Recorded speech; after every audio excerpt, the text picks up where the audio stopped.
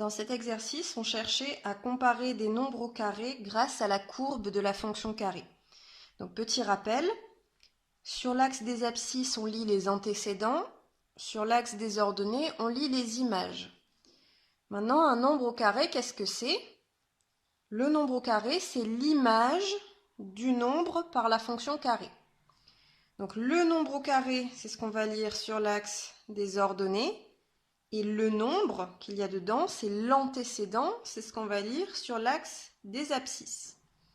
Ici, la courbe que j'ai tracée, comme je l'ai tracée à la main, elle n'est pas très précise. Donc pour pouvoir bien comparer les nombres, il aurait fallu faire une courbe, par exemple sur un outil numérique comme GeoGebra. Comme on ne l'a pas vu en classe, je l'ai fait à la main. Donc ici, on a dit que les antécédents, c'est les nombres pas encore au carré, donc en l'occurrence 1,36 et 1,37. Donc sur l'axe des abscisses, on va placer 1,36 et 1,37. Alors là, sur l'axe des abscisses, comme unité, j'ai pris une unité 2 cm, tandis que sur l'axe des ordonnées, 2 unités, ça fait 1 cm. C'est-à-dire qu'une unité, c'était 0,5 cm.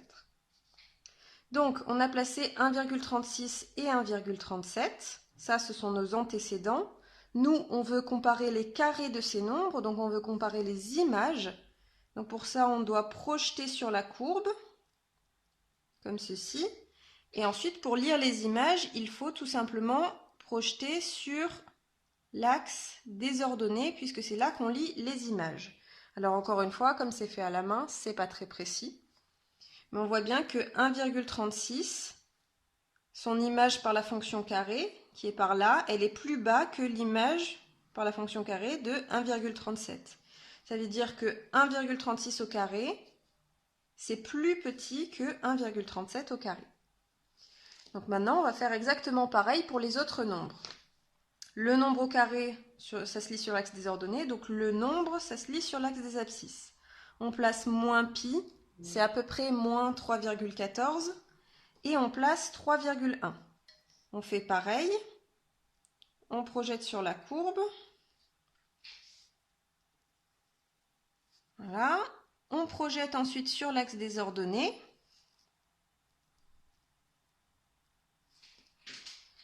Et donc on observe bien que 3,1, son image, donc son carré, c'est plus petit que moins 3,14 au carré. Donc ça veut dire que moins pi au carré, c'est plus grand que 3,1 au carré. 3,1 au carré, il est là. Moins pi au carré, il est là. Ensuite, pour moins 0,10 et 0,11, on fait pareil. 0,11, il est ici. Et moins 0,10, il est là. Bon, là, il aurait fallu pouvoir zoomer beaucoup plus pour voir sur la courbe quand on projette, parce qu'ici, on voit que c'est trop petit, on n'arrive pas à voir. Mais ici, on peut réfléchir. On a déjà observé avec les deux autres nombres ce que ça donnait. Moins 0,10 au carré, c'est pareil que 0,10 au carré. Parce que moins par moins, ça fait plus. Et 0,10, c'est plus petit que 0,11. Et comme la courbe ici, elle est croissante et que 0,10, c'est avant 0,11, 0,10 au carré, c'est plus petit que 0,11 au carré. Donc moins 0,10 au carré, c'est plus petit que 0,11 au carré. Maintenant, pour moins 2,5 et moins 2,4, on les a placés ici. On fait pareil, on projette sur la courbe, et pour lire les images, donc les carrés, on projette sur l'axe des ordonnées.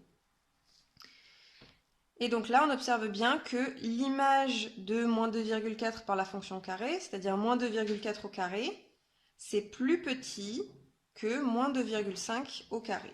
Donc moins 2,5 au carré, c'est plus grand que moins 2,4 au carré. Tout ça pour dire que, en fait, quand on a un nombre au carré, même s'il est négatif, déjà, ça devient positif, parce que moins par moins, ça fait plus.